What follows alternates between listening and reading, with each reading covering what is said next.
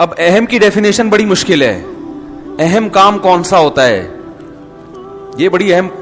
دیکھو آپ کسی سے پوچھو نا اہم کام کسی کہتے ہیں, بہت اہم بات ہے, آپ اس کو سمجھ میں آ جائے تو زندگی بن جائے گی انشاءاللہ. اہم کام کی ڈیفینیشن کیا ہے؟ آپ کسی سے پوچھیں اہم کسے کہتے ہیں, اس کو نہیں پتا ہوگا. وہ کہے گا جو بہت اہم ہو. وہ کیا کہے گا؟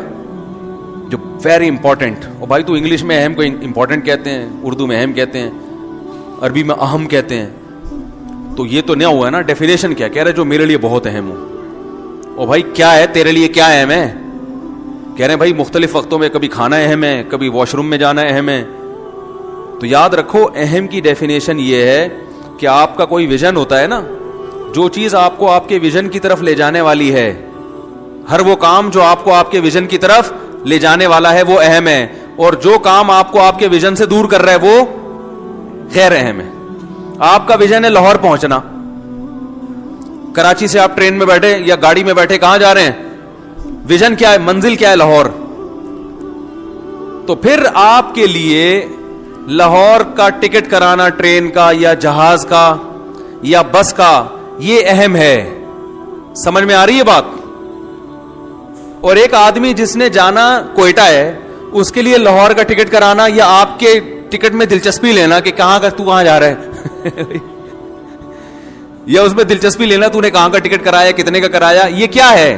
ٹائم ویسٹنگ ہے نا, غیر اہم ہے. او بھائی تو نے جدھر جانا ہے تو ادھر کی فکر کرنا. کیا خیال ہے؟ تو ہر آدمی کا ایک ویژن ہوتا ہے, ایک ہدف ہوتا ہے, میں نے یہاں پہنچنا ہے. تو ہر وہ چیز جو اس کو ہدف تک پہنچانے والی ہوگی وہ کیا کہلائے گی؟ اہم کہلائے گی. جو اس کے ہدف سے روکنے والی ہوگی وہ غیر اہم, یا یہ ہدف تک نہ پہنچائے, روکنے والی بھی نہ ہو, وہ سب غیر اہم ہے. اور ارجنٹ کا مطلب یہ ہوتا ہے کہ بھائی ابھی نہیں ہوا تو بعد میں نہیں ہوگا, ابھی نہیں ہوا تو بعد میں, یہ میں دیسی سٹائل میں سمجھا رہا ہوں, ابھی نہیں ہوا تو بعد میں نہیں ہو سکتا. ہم یہ کہتے ہیں کہ جو کام ابھی نہیں ہوا بعد میں نہیں ہو سکتا, لہذا کر لو ابھی. تو بھائی اگر بعد میں نہیں ہوا تو کیا ہو جائے گا؟ یہ دیکھو کہ اہم بھی ہے یا نہیں ہے. سمجھ آ رہی ہے بات؟ بھائی جو کام ابھی نہیں ہوا, جیسے گٹکے کی دکان بند ہو جائے گی, ابھی نہیں ملا تو بند ہونے دو. یہ آپ کے لیے ارجنٹ تو ہے لیکن امپورٹنٹ بولو لا بھائی نہیں ہے. تو ہم ارجنسی کو دیکھ رہے ہوتے ہیں کہ یار ابھی نہیں ہوا تو بعد میں نہیں ہوگا تو بس کر لو. بھائی ابھی نہیں ہوا تو بعد میں نہیں ہوگا یہ نہ دیکھو, یہ دیکھو یہ کرنے کا کام ہے بھی کہ نہیں, امپورٹنٹ بھی ہے یا نہیں ہے. پھر امپورٹنٹ میں یہ دیکھو کہ جو ارجنٹ ہے ان کو پہلے نمٹاؤ, جو ارجنٹ نہیں ہے ان کو بعد میں نمٹا دو, اور جو ارجنٹ بھی نہیں ہے امپورٹنٹ بھی نہیں ہے ان کو ایک طرف رکھو. تو اب اس اصول پر پھر جو امپورٹنٹ ہے اس میں موسٹ امپورٹنٹ کون سا ہے؟ تو دیکھو ہمارا بھی ایک ہدف ہے, ایک ویژن ہے, ایک ہدف ہم نے بنایا ہے, بھائی یہ بھی پڑھنا ہے, یہ پڑھانا ہے, یہ اسٹوڈیو کے لیے یہ مسائل ریکارڈ کروانے. اختلافی مسائل میں نے کہا تھا ریکارڈ کرواؤں گا, ان کے مجھے ٹائم ہی نہیں مل رہا. بہت سارے اختلافی مسائل ہیں جن میں بڑا امت میں فرقواریت پھیلائی گئی ہے. میں نے کہا ایک ایک حدیث کو سامنے رکھ کر پورا حوالہ, کتاب لے کے بیٹھو, دروازہ بجا رہا ہے کوئی, جی وہ مسئلہ یہ ہے کہ جی وہ میں آپ سے بہت ضروری کام سے ملنے آیا ہوں. بھائی جان میں نہیں مل سکتا. نہیں آپ نے تو ملنا ہے. بھائی دیکھیں اب مسئلہ یہ ہوتا ہے, دوسرے علماء جتنے ہیں ان کا تو لوگوں کو پتہ ہی نہیں ہوتا وہ ہیں کہاں. میں تو رہتا ہوں بھائی یہاں پہ, تو سب کو پتہ ہے یہ ان کا گھر ہے, یہ والا ہے, پتہ نہیں. یہ تھوڑے سے کنفیوز ہوتے ہیں کہ یہ والا ہے کہ وہ والا ہے, تو وہ کنفیوژن 2-3 دن کی تحقیق میں دور ہو جاتی ہے نا ان کی. تو پھر وہ دروازہ بجا کے وہ پھر پکڑائی میں آ جاتے ہیں ہم لوگ. تو اب اصول یہ ہے کہ دیکھو اپنا بھی یہ اصول بنائیں. دیکھو میں نے ابھی سعید انور کو فون کیا ایک شادی میں دعوت کے لیے, پرسوں کی بات ہے. ہمارے ایک دوست ہیں, ان کے بیٹے کا ولیمہ ہے, تو میں نے سعید انور کو فون کیا. میں نے کہا وہ سفارش کر رہے ہیں میرے ذریعے سے آپ ان کی دعوت میں آ جائیں. انہوں نے کہا میں 9 بجے کے بعد سو جاتا ہوں, زمین آسمان ادھر سو جائے میں نہیں جاتا, اللہ یہ کہ کوئی قریبی رشتہ دار ہو جس کی رشتہ داری ٹوٹنے کا خطرہ ہو.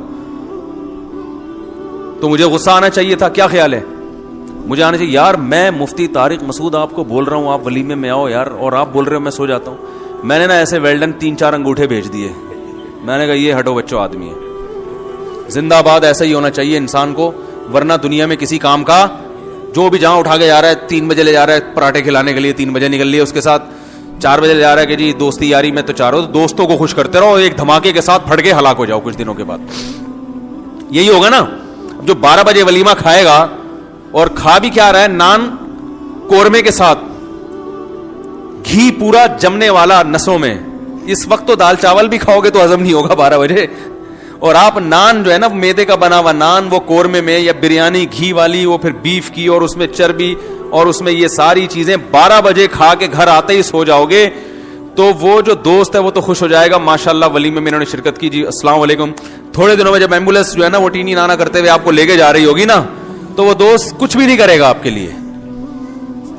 وہ یہ بھی نہیں کہے گا یار یہ میری دعوت کھانے سے اس کا یہ حشر ہوا ہے. صحیح ہے نا. تو میں نے کہا آدمی ایسے ہی ہونا چاہیے بھائی. ایک اصول بنا دیا, 9 بجے کے بعد ہم کہیں نہیں جاتے. انہوں نے کہا میں نہیں جاتا 9 بجے کے بعد, الا یہ کہ رشتہ داری تو پھر ایک الگ چیز ہے, کوئی قریبی بہت ہی رشتہ ہو جو رشتہ داری ٹوٹنے کا خطرہ ہو, پھر ایک الگ بات ہے, نہیں جاتے. تو میں ناراض نہیں ہوا, میں نے کہا ایسا ہی ہونا چاہیے بھائی. ایسے ہی بندے مارکیٹ سے کیا ہیں, شارٹ ہیں. اگر سب یہ کرنا شروع ہو جائیں تو لوگ اپنے ولیمے کی سیٹنگ چینج کر دیں گے. بھائی 9 بجے 8 بجے کھانا ہوگا, صحیح ہے نا, کیونکہ کوئی آتا ہی نہیں 9 کے بعد, یا دوپہر کو. انہوں نے کہا اگر کوئی میرا بہت ہی چہیتا ہے نا, جو چاہتا ہے کہ سعید انور نے لازمی آنا ہے, تو پھر وہ دوپہر کو ولیمہ کرتا ہے میرے لیے, کہ یار سعید انور کو لازمی بلانا ہے, ہم ولیمہ کب کریں گے, دوپہر کو کریں گے. میں نے کہا یار یہ ہٹو بچوں ہو گیا استاد. لیکن مصیبت ہمارے ساتھ یہی ہے کہ ہم اخلاق کے مارے ہوئے ہیں نا. میں اگر کہوں گا تو یار یہ مفتی صاحب ہو کے, جناب مفتی صاحب ہو کے ایسی باتیں کر رہے ہیں یار, تو وہی ہے. ایک دن مفتی صاحب 12 بجے شادی سے آ رہے ہوں گے, ٹھیک ہے نا, اور جی مفتی صاحب کا بیان, مفتی صاحب تھے, مفتی صاحب ہوا کرتے تھے, قورمے کی نظر ہو گئے بیچارے. تو آدمی کو ان چیزوں میں مضبوط ہونا پڑتا ہے, مضبوط. وجہ اس کی ہے کہ آپ نے پہلے یہ دیکھنا ہے. دیکھو تبلیغ میرا بھی ویژن ہے کہ دین پوری دنیا میں غالب ہو جائے, لیکن میرا جو طریقہ ہوگا وہ ایک دوسرے کا طریقہ الگ ہوگا, میرا الگ ہوگا, کسی اور کا الگ. ہر آدمی کا الگ طریقہ ہوتا ہے. کسی کا طریقہ یہ کہ اس نے لوگوں سے مل کے سب کو سمجھانا ہے, اس کے لیے تو جتنی وہ تو چاہیے کہ جو نہیں ملاقات کر رہا اس کے گھر پہ جا کے نکالے, بھائی جان کیوں نہیں ملاقات کر رہے آپ, اور وہ بالکل ٹھیک ہے ان کے لیے. لیکن جس کا کام علمی بھی ہو, اس نے ریسرچ بھی کرنی ہو, تحقیق بھی کرنی ہو, اس کے بیانات کا سیٹ اپ بھی ہو, بچے بھی پالنے ہو, گھر بھی چلانا ہو, اور لوفری بھی کرنی ہو, جائز لوفری جو ہے نا, اس کو مضبوط ہونا پڑے گا, اس کو غصہ بھی کرنا پڑے گا. بھائی جان جو ٹائم بتا دیا آؤ, نہیں تو پتلی گلی سے نکل جاؤ. اب آپ جا کے میرے خلاف کلپ بناؤ, یہ بد اخلاق ہے, وہ کلپ میں افورڈ کر لوں گا, لیکن میں لوگوں کی لائن اپنے گھر کے باہر برداشت نہیں کر پاتا. میں تو ایک دفعہ کئی سال پہلے بیمار ہو گیا تھا, اور اپنی حماقت سے بیمار ہوا تھا. تو کئی سالوں کے بعد نا, میرا خیال ہے 25-30 سال کے بعد مجھے کوئی بخار ہوا ہوگا. اللہ نے الحمدللہ مجھے اس سے بچپن میں ڈاکٹر اچھا مل گیا تھا, وہ اینٹی بایوٹک نہیں کھلاتے تھے, تو ریزسٹنٹ پاور بڑھ گئی تھی نا, بخار نہیں ہوتا تھا, بڑی بڑی بیماریاں آتی لوگوں, مجھے نہیں الحمدللہ ہوتا. تو وہ ہو گیا, تو میں بیمار پڑ گیا. میں نے لوگوں سے بتایا, کسی کو بتانا نہیں کہ میری طبیعت خراب ہے, کیونکہ پھر جو لوگ محبت میں آتے ہیں نا عیادت کے لیے, بیٹھے رہیں گے, ابے جاؤ نہ, جا کے کام کرو یار اپنا, بھائی جاؤ یار, کیوں دروازے بجا بجا کے خیریت پوچھ رہے ہو. جو بہت ہی قریبی, جس سے انسان بے تکلف ہوتا ہے, خوب اچھی گپ شپ ہو, ابے تبے سے بات کرتا ہے, وہ تو ٹھیک ہے, آئے بیٹھے گپ شپ لگائے. ہر آدمی ادھر سے بھی فون, ادھر سے بھی فون, ادھر سے بھی فون. حتیٰ کہ اللہ تعالیٰ میری والدہ کی مغفرت فرمائے, 2 سال پہلے ان کا انتقال ہوا. میں نے کسی کو کانوں کان خبر بھی نہیں ہونے دی. بیمار تھی, 2 سال سے بیڈ پہ تھی, نہیں خبر ہونے دی. انتقال ہوا, اللہ ان کی مغفرت فرمائے. جو ہم ٹوٹی پھوٹی خدمت کر سکتے تھے کی, ہمیں افسوس ہوا, آنسو بہے ہمارے. ماں تو ماں ہوتی ہے, آپ کو پتا ہے, اس کا تو کوئی آلٹرنیٹ. گھوڑا ایک پہاڑ گرا تھا غم کا, چپکے سے ان کو لے جا کے میں نے دفنایا. یہاں بھی منع کر دیا, اعلان نہیں کرنا بھائی, میں نہیں برداشت کر سکتا. جو تعزیت کرنے والوں کی لائنیں لگیں گی, اور وہ جو سارا دن بیٹھ کے تسلی کے جملے, وہ بھائی بڑا غم ہوا, اچھا آپ کو غم ہوا, بہت افسوس ہوا, بھائی کیا کروں, اب کیا کرنا ہے, اب بتاؤ بھائی, وہ ہوا تو وہ ہوا, تو وہ تکلف میں ٹائم ویسٹنگ. بھائی میں نے کہا بعد میں جب ٹائم گزر جائے گا, لوگوں سے کہہ دوں گا بھائی دعا کر لو ان کے لیے, وہ ٹائم گزر چکا ہوگا. تو اب پتہ نہیں میں نے صحیح کیا غلط کیا, یہ تو علماء ہی بتائیں گے. مجھے ایسا لگ رہا تھا میں نے صحیح کیا, کہ بھائی میں نہیں برداشت کر سکتا لوگوں کا ہجوم, اور لوگوں کی جو فون اور کالیں اور تعزیت کے پیغامات, اتنی بھرمار ہوتی ہے کہ کسی کام کا نہیں رہتا انسان. اسلام میں موت اور زندگی, موت کو زیادہ اہمیت دینے کی اجازت نہیں ہے. بھائی سب نے مرنا ہے, ہم نے بھی جانا ہے, اس نے بھی جانا ہے, فلاں نے بھی جانا ہے. گیا, انتقال ہوا. عرب اس میں بڑے اچھے ہیں, وہ اتنا لمبا حساب کتاب نہیں کرتے, کہتے ہیں انا للہ و انا الیہ راجعون, خلاص مات علی الایمان, بس ختم. ایسے جو لوگ سعودی عرب رہے ہیں وہ جانتے ہیں, وہ زیادہ نہیں, وہ تمبو ومبو لگ رہے اور یہ آ رہے ہیں, اور پھر وہ دعائے خیر تے پخیر لاغ لے تو شاخ الابخار, پھر وہ آیا, پھر دوسرا آیا دعائے خیر. آپ تو کوئٹہ کے ہیں نا, کتنی لمبی دعائیں خیریں کی چلتی ہیں نا. جو جس کو تعزیت کے لیے آتے ہیں نا, وہ بیچارہ سارا دن ہاتھ اٹھا کے پھر گراتا ہے, پھر دوسرا آیا ہاتھ اٹھا, دعائے خیر دخال واللہ خوش جوڑ توڑو خال بس, پھر نیچے, پھر دوسرا آیا دعائے خیر ہو گئے, چلو بھائی دعائے خیر کرو یار, تم بھی دعا کر لو یار. پھر نیچے, پھر ایک بندہ آیا ماموں آئے ملنے کے لیے, چلو دعائے خیر. 3 دن تک وہ ہاتھ اٹھانا گرانا, پھر وہ اخلاص سے دعا ہوتی نہیں. وہ میت کے لواحقین میں کہہ رہے ہیں چلو بھائی اب پھر سے کر لیتے ہیں, کیا کریں, اللہ کرے ہو سکتا ہے 50ویں مرتبہ میں مغفرت ہو جائے. ہے بھائی, سب ایک رسم ہے.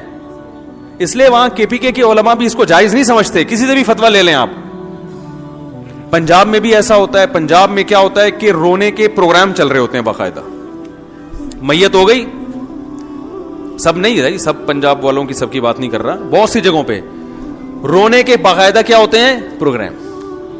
اب وہ بیٹی آئی امریکہ سے, وہ پہلے پھوٹ پھوٹ کے روئے گی. وہ جہاز میں آ رہی ہے آرام سے نا, آرام سے. میں نے خود دیکھا یہ منظر, جہاز میں آئی آرام سے جناب, ایئرپورٹ پہ ٹیکسی میں بھی آرام سے, بڑے آرام سے تمیز سے آتے آتے, جیسے ہی میت کی کسی لواحقین میں سے کسی میں, وہیں سے اسپیڈ شروع.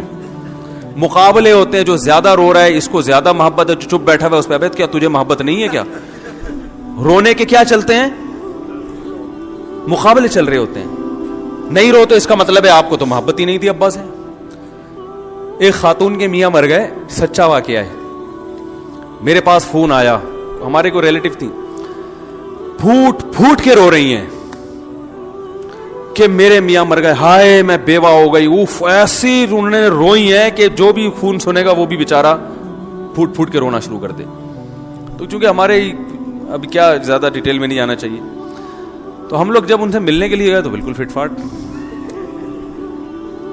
ہم نے کہا آپ کو تو بڑا غم تھا, کہہ رہے ہیں جان چھوٹی, بڑی مصیبت دی ہوئی تھی, ٹینشن دی ہوئی. وہ بندہ ٹھیک نہیں تھا نا جس کا انتقال ہوا, وہ بہت ظلم کر رہا تھا اپنی بیوی کے اوپر, بالکل بھی ٹھیک نہیں تھا وہ آدمی. تو وہ ہے نا جان چھوٹی, اللہ کا فضل ہو گیا, اللہ نے خود ہی اٹھا لیا. لیکن اب مرنے پہ ایسا ریئیکٹ کرنا ہے وہ ایک مجبوری ہے بھائی. اگر ایسا ریئیکشن نہیں کیا لوگ بولیں گے واہ بھائی واہ, میاں مر گیا, رونا ہی نہیں آ رہا ان کو. تو یہ ڈرامے چل رہے ہیں زیادہ تر. اسلام میں حکم یہ ہے کہ بھائی کوئی میت ہو گئی تو 3 جملے کہو اور پتلی گلی سے نکل لو. اعظم اللہ اجرک, وہاں جاؤ تسلی کے. جو بھی ہر آدمی نہ جائے بھائی, جن کے کوئی خاص رشتہ دار ہیں, جو ریلیٹو ہیں, جو جن کے جانے سے تسلی ہوگی سامنے والے کو, 3 جملے بولو جا کے بھائی اعظم اللہ اجرک, جو مصیبت آپ کو پہنچی ہے اللہ اس پہ آپ کے اجر میں اضافہ کر دے. واحسن عزاءک, اس غم پہ اللہ آپ کو صبر کی توفیق دے. وغفر لمیتک, اور مرحوم کی مغفرت فرمائے. 3 جملے کہے, 2-4 اور تسلی کی بات کریں اور پتلی گلی سے بولو بھائی نکل لیں. وہیں تمبو میں دھرنا مار کے مت بیٹھیں آپ, وہاں بیٹھ جاتے ہیں. اب اس کے لیے دودھ پتی آ رہی ہے, پھر چائے آ رہی ہے, پھر پانی آ رہا ہے. وہ میت کے رشتہ داروں بیچارے وہ کہتے ہیں یہ مرنا اتنی بڑی ٹینشن نہیں تھا جتنا یہ جو تعزیت کے لیے آنے والے یہ اس سے بڑی ٹینشن بن چکے ہیں. اور پھر بھی ہمارے ہاں تو اسلام کی برکت ہے, برداشت کی حد تک ٹینشن ہوتی ہے, ڈپریشن میں جاتا ہے, مرتا نہیں آدمی. جو غیر مسلم ہے نا ان کے ہاں تو میت اتنی بڑی ٹینشن دے کے جاتی ہے دنیا سے کہ ان کے 2-2 ہفتے کے پروگرام چلتے ہیں میت کی تعریفوں کے الگ. اس وقت دفناتے نہیں ہیں اس وقت تک. پھر وہ ان کے کوئی پنڈت جی آ رہے ہیں, پنڈت کہتے ہیں, یہ پنڈت نہیں, مجھے کسی نے انڈیا سے کہا آپ نے مندر کو مندر بنا دیا اور پنڈت کو پنڈت بنا دیا. تو پنڈت لفظ ہے. وہ آتے ہیں, پھر وہ پتہ نہیں کیا کیا پڑھتے رہتے ہیں, اس کے اوپر گھوڑے پڑھ رہے ہوتے ہیں, پھر اس پہ پیسے لے کے جاتے ہیں. وہ کئی ہزار روپے کا وارثوں کا خرچہ ہو جاتا ہے. ہمارے یہاں اسلام نے کہا خرچہ کرنے کی چندہ ضرورت نہیں ہے, صرف خرچہ ہوگا میت کے کفن کا ہے بھائی, میت کی قبر کا. قبر خود کھودنا نہیں آتی تو گورکن کو پیسے دے دو. اس کے علاوہ تیسرا کوئی خرچہ نہیں ہے. اور یہ خرچہ بھی میت کے وراثت کے مال میں سے ہوگا. جتنا مال چھوڑ کر گیا ہے نا اس میں سے پہلے یہ کفن دفن کا خرچہ نکالو. کفن کے کتنے پیسے خرچ ہوتے ہیں کفن پہ. وہ بھی یہ کہ جب اگر کوئی گھر میں کسی کی قمیض پھاڑ کے جو ہے نا کفن بنا دو. صحابہ تو ایسے ہی کرتے تھے, الگ سے کپڑا تھوڑی خریدتے تھے. حضرت ابو بکر کو جب کہا گیا نا یہ کپڑا, انہوں نے فرمایا زندوں کو پہناؤ, ہمارے لیے نیا کپڑے کی ضرورت ہمیں پرانے کپڑے میں دفن کر دینا, وہاں قبر میں جا رہے ہیں نا, وہاں کون سا کوئی, وہ تو فرشتے آئیں گے دیکھنے کے لیے, وہ تو اعمال دیکھتے ہیں, وہ آپ کے کپڑے تھوڑی دیکھیں گے. تو ٹینشن نہیں لو بھائی, زندگی کو کیا بناؤ, ہلکا ہلکا بناؤ, کاموں میں ٹائم لگاؤ. اب جو دنیا سے چلا گیا وہ واپس نہیں آئے گا, اب آپ نے کرنا ہے اس کے لیے مغفرت کی دعا. جو غم خود سے ہو رہا ہے وہ تو ہوتا ہے, وہ تو نیچرل ہے, وہ تو نبی کو بھی ہوتا تھا, آنکھوں سے آنسو ٹپکتے ہیں, بس کافی ہے. چیخنا چلانا, آپ صلی اللہ علیہ وسلم نے میت پر چیخنے چلانے والی عورتوں پر لعنت فرمائی ہے. کتنا بڑا جرم ہے. اور آج میت پہ عورتیں چیختی ہیں کہ نہیں چیختی, ہاں ہاں ہاں ہاں کر کے, اس کو کمال سمجھتی ہیں. کمال صبر کرنا ہے, چیخنا چلانا کمال نہیں ہے. عورت کے لیے سب سے بڑا غم اس کے بچے کی موت ہے, کیونکہ عورت کی سب سے محبوب چیز کیا ہوتی ہے, بچہ. ایک عورت کا بچہ مر گیا نبی صلی اللہ علیہ وسلم کے دور میں, وہ اتنی غمزدہ ہوئی کہ بچے کی قبر پہ کھڑے ہو کر رونا پیٹنا کیا نا, اس نے چیخ رہی ہے چلا رہی ہے. آپ صلی اللہ علیہ وسلم پیچھے سے گزرے, انہوں نے فرمایا صبر کرو صبر. اسے نہیں پتا تھا کہ نبی صلی اللہ علیہ وسلم نے, اس نے کہا آپ کو وہ غم پہنچا ہوتا نا, مجھے پہنچا ہے, پھر میں پوچھتی کہ کیسے صبر کیا جاتا ہے. اس نے گویا طنز کیا, اس کو نہیں پتا تھا کہ آپ صلی اللہ علیہ وسلم میں. اس نے کہا اصل میں غم تو جس کو پہنچا ہے وہی جانتا ہے نا, ہمارے یہاں یہی ہوتا ہے نا, آپ کسی کو بولو صبر کرو, کہہ رہے تمہیں تکلیف ہو نہیں رہی نا, اس لیے تم صبر کا کہہ رہے ہو. رونے پر پابندی نہیں ہے, چیخنے چلانے پر پابندی ہے, واویلا کرنے پر پابندی ہے.